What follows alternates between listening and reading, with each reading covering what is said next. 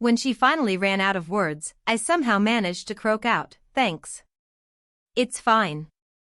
Good talk, before speed walking straight to checkout like my life depended on it. I sat in my car afterward, blasting the AC like it was 100 degrees out, even though it was barely 62 degrees.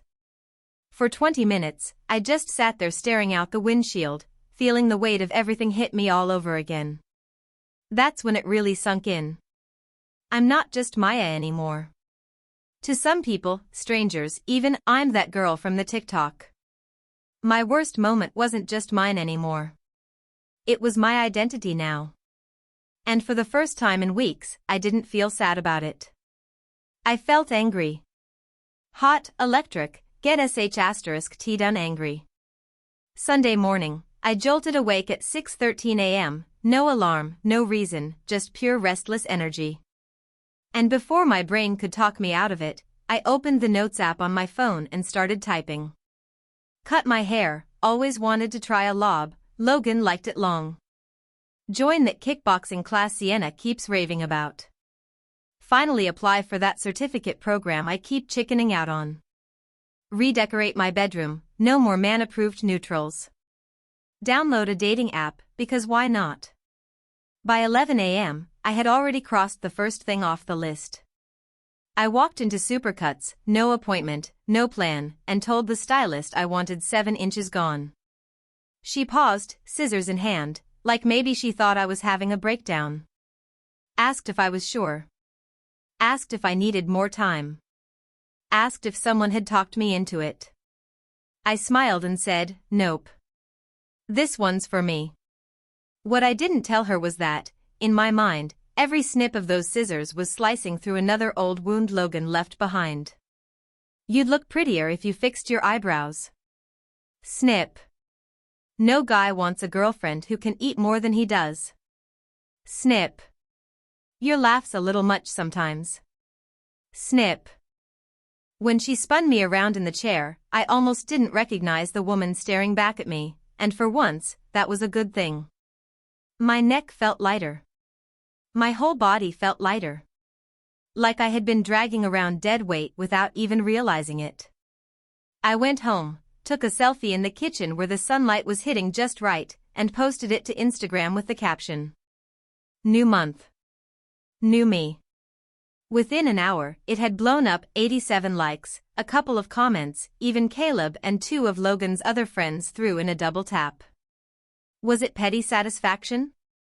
Maybe. Did I care? Not even a little. Monday came around, and it was time to tackle item 2. Dragged myself to Sienna's kickboxing studio at an hour of the morning that should be illegal. I was convinced I was going to pass out or punch myself in the face within 5 minutes.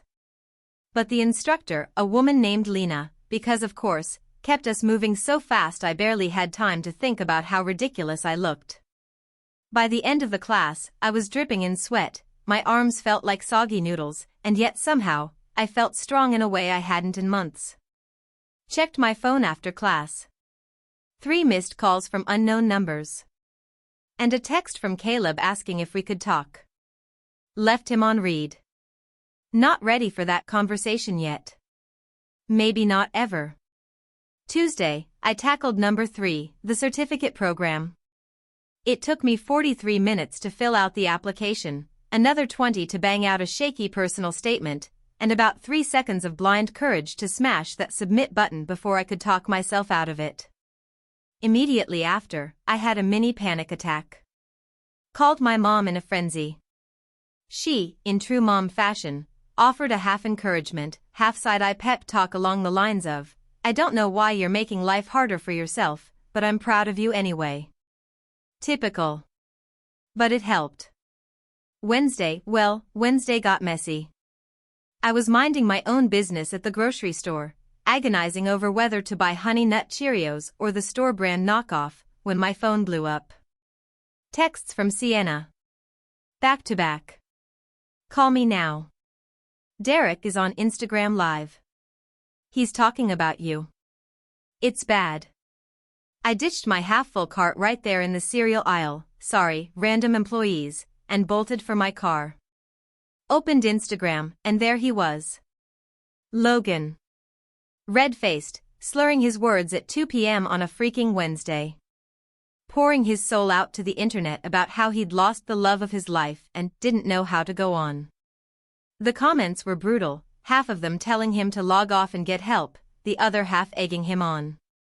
And Logan, being Logan, was soaking up every second of it like a twisted therapy session. Then he said it. The thing that turned my blood to ice. I know she's watching. Maya, I'm coming over tonight. We need to talk this out. I'm not taking no for an answer. Panic hit me so fast I thought I might throw up.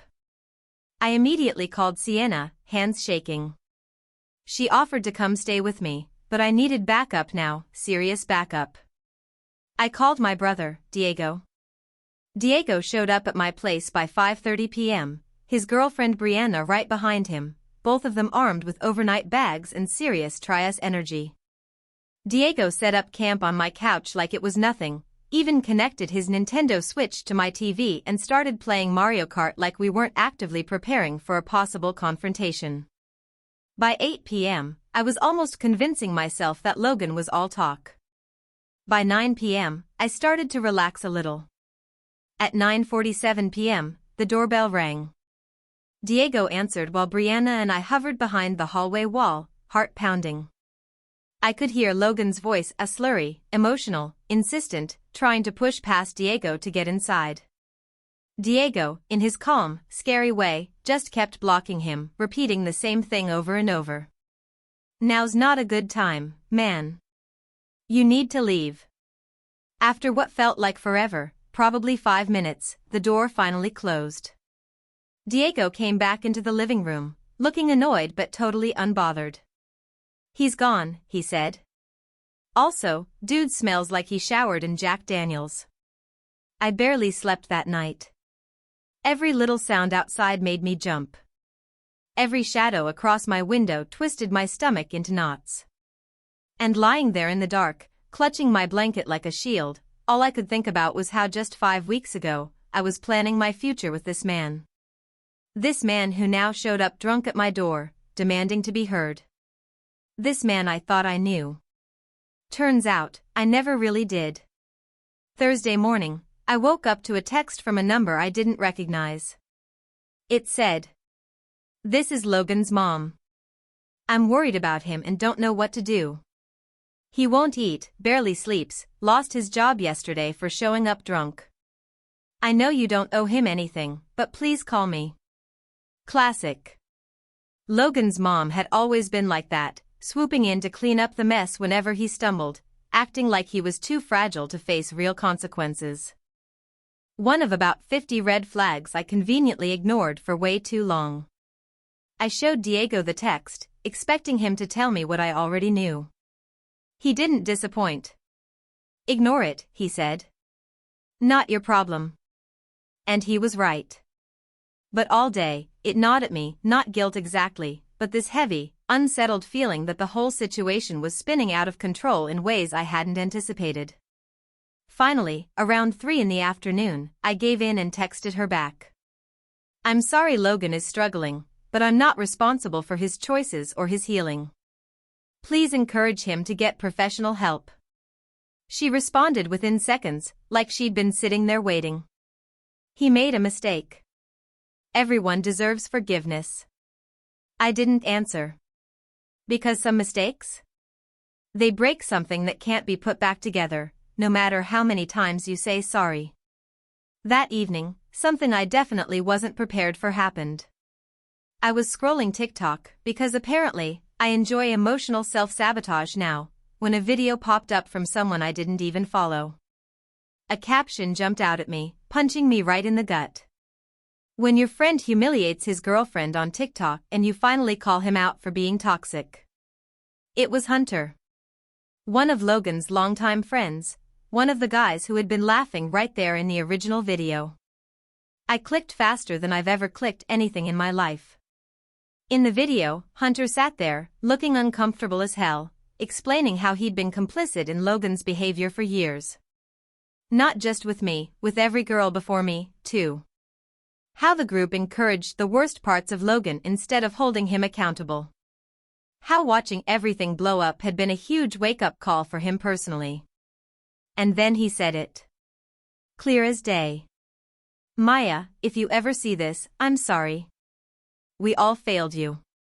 And Logan, this isn't about getting her back. This is about becoming someone who never would have hurt her in the first place. I watched the video 7 times. Maybe more. Sent it to Sienna, who immediately replied. Holy sh*t. And that's all she said for like 10 minutes. A little while later, my Instagram pinged. A DM from Hunter. Hey, hope that didn't make things worse. Just couldn't stay silent anymore. No pressure to respond. I sat with it for a while. Appreciated that he wasn't demanding forgiveness or attention. Just showing up differently than I expected. Finally, I wrote back. Thanks for speaking up. Better late than never. We ended up having a surprisingly honest conversation. He told me Logan had been spiraling hard since I left, drinking too much, picking fights with friends, pushing people away. The group was basically split now, half trying to help him, half pretending everything was fine. And then Hunter confirmed what I think a part of me had already known deep down. This wasn't a one-time drunken mistake. Logan had talked about me like that before, behind my back, plenty of times. It just so happened that this time, someone had hit record. That realization hit differently. It was like the final nail in the coffin of the person I thought Logan was. Friday, yesterday, marked exactly 1 month since I walked away. One whole messy, gut-wrenching month. And you know what? I decided it was time to celebrate. So I tackled the last item on my list. Download a dating app. Not because I'm ready to actually date anyone, God, no, but because I needed the reminder that there's a whole world out there. That Logan wasn't the beginning and end of my story. Setting up the profile was weird, almost painfully vulnerable. Choosing photos where I actually liked myself. Writing a bio that felt like me, not some watered-down version that would make someone else comfortable. It felt like stretching a muscle I hadn't used in years. I had just hit save when my phone buzzed, unknown number again. I almost hit decline automatically, assuming it was Logan with yet another burner phone. But something, maybe curiosity, maybe instinct, made me answer. It wasn't Logan. It was Caleb. And he sounded rattled. He was talking a mile a minute, barely letting me get a word in. He said he needed to tell me something important about the original TikTok. Something that could change how I saw everything. I almost hung up on him right then and there. Almost told him I was done with Logan, done with the whole miserable circus. But then Caleb said something that made my blood run cold. The TikTok wasn't spontaneous, Maya. Logan planned it. And I can prove it. So yeah. Today, 2 p.m., I'm meeting Caleb at Starbucks. Diego's coming with me, obviously, posted up at a nearby table pretending to be casual but looking like a bodyguard in training. Saturday, 2:03 p.m. Starbucks. I walked in, heart pounding, stomach in knots, hands clammy. There was Caleb, tucked into a corner booth, nervously tearing a napkin into confetti. Diego sat at a table near the door, looking absolutely ridiculous in his indoor sunglasses, but honestly, I appreciated it. Caleb looked rough. Not Logan-level disaster, but close, tired eyes, unwashed hair, wearing the same faded hoodie I'd seen in like 3 different Insta posts recently. The first 5 minutes were painfully awkward. Caleb apologized over and over, stumbling over his words, saying how sorry he was for laughing, for not stepping in, for being a coward. I sipped my latte and waited. I didn't need the apologies. I needed the truth. Finally, Caleb took a shaky breath and pulled out his phone. Before I show you this, he said, his voice low, you should know, I didn't even find it until yesterday. I was digging through some old group chats, trying to remember the name of this pizza place we ordered from, and I stumbled across something Logan posted. From before, you know. He slid his phone across the table toward me. It was open to a WhatsApp chat titled Weekend Warriors. I almost laughed. Of course, that's what they would call themselves. Logan, Caleb, Hunter, and 2 other guys were in it. The messages he pulled up were from 5 weeks before the TikTok mess. I braced myself and started scrolling. Logan. Need your help with something, boys. Hunter. What's up? Logan.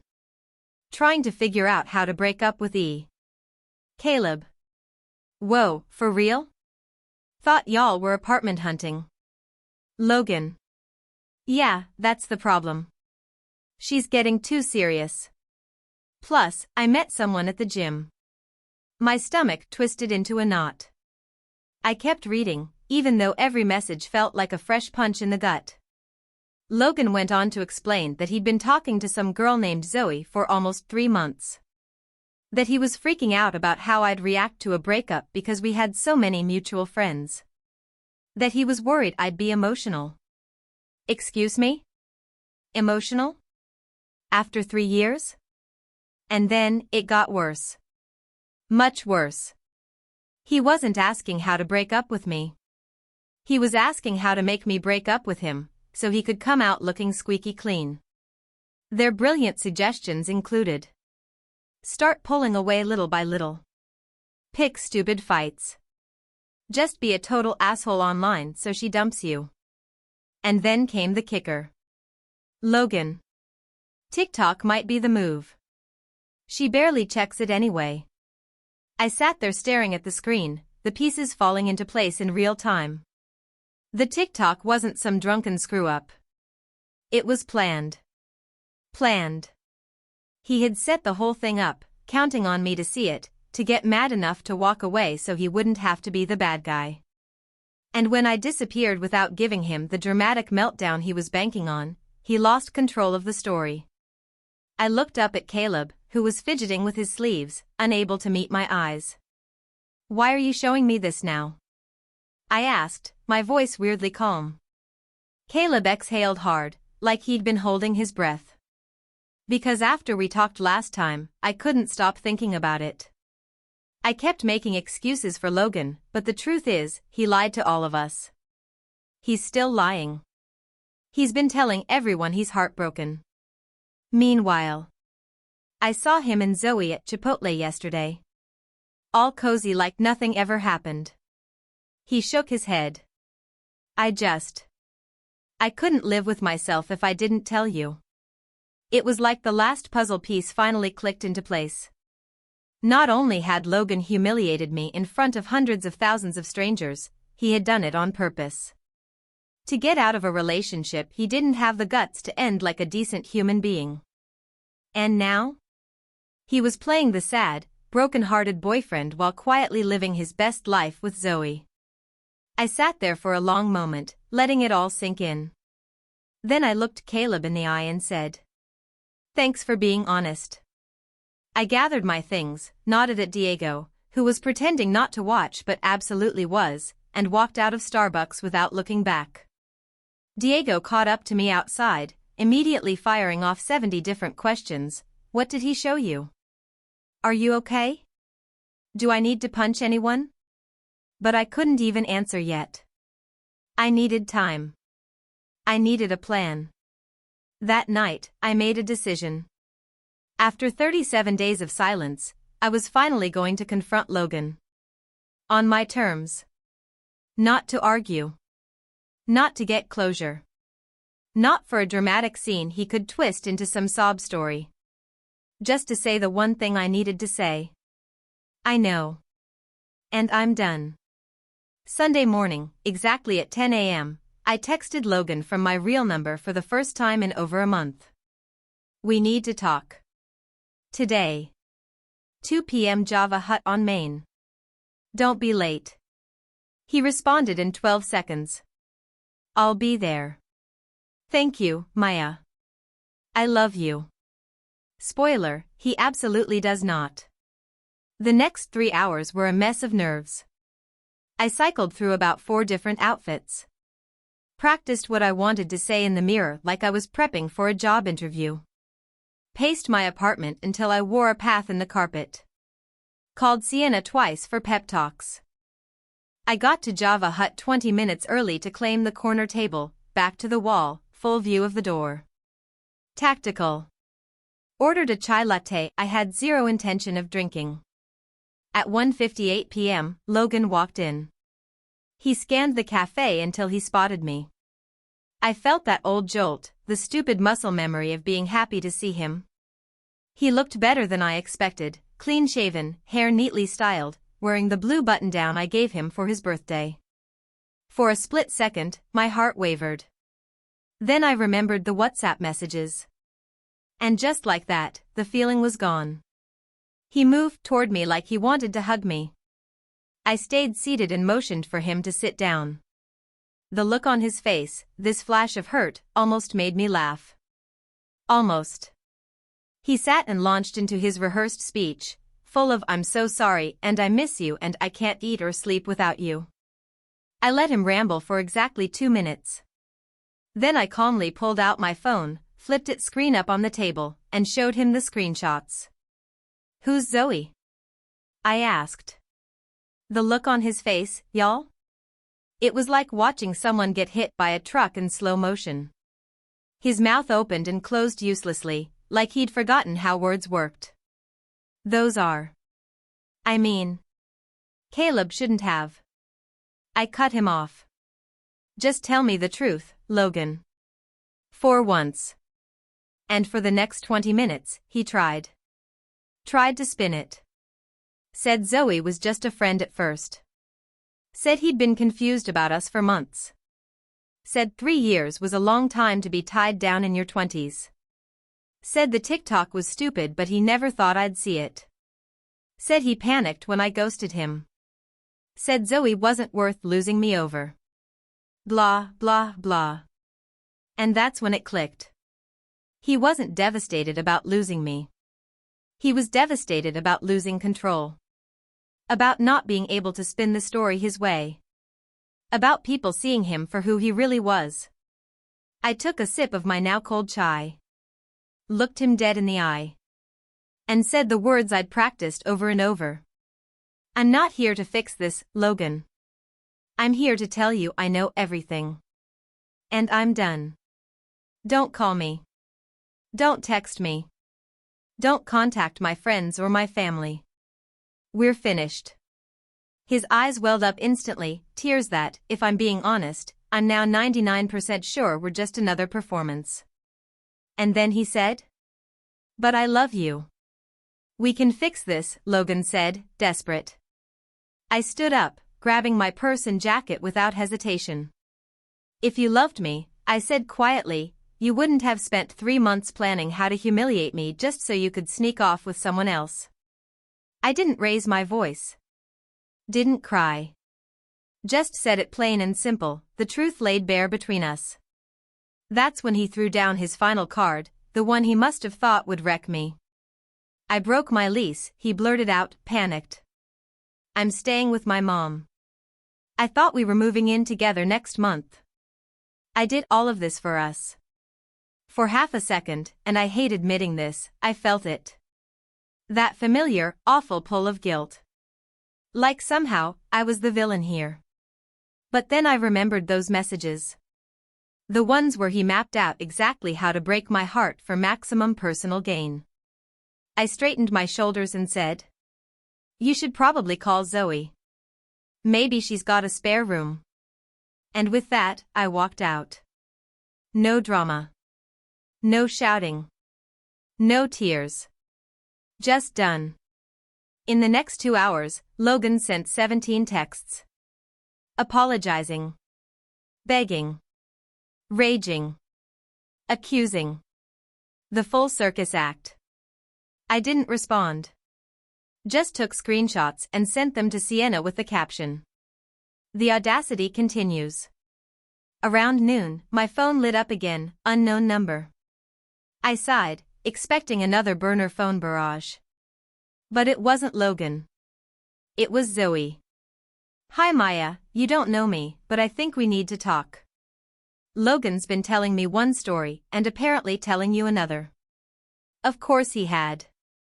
We met for coffee that afternoon. Honestly, at this point, caffeine was 80% of my bloodstream.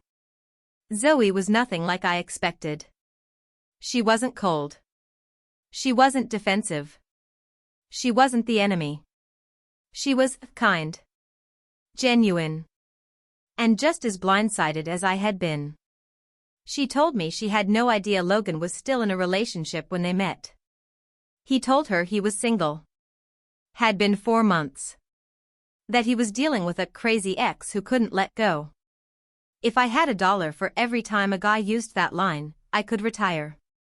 We sat there for 3 hours, trading stories and screenshots, comparing lies like detective partners solving a case.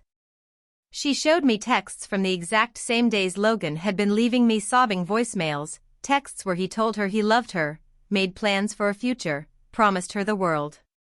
It was infuriating. But it was also freeing.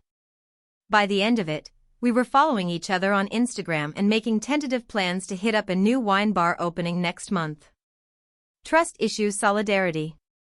That night, I finally did something I'd been avoiding. I unblocked Logan, temporarily, and pulled up his Instagram. His latest story? A black screen with Joji's glimpse of us playing in the background. Because of course it was.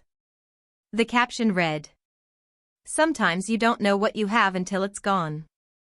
His profile picture was still a photo of us, from last summer, when I thought we were forever. His most recent post was a throwback from our 2nd anniversary. Us smiling, arms wrapped tight, captioned, "I'd give anything to go back." Meanwhile, Zoe sent me screenshots of Logan, that same day, asking if she wanted to hang out later. I didn't feel heartbroken. I didn't even feel angry. I felt done.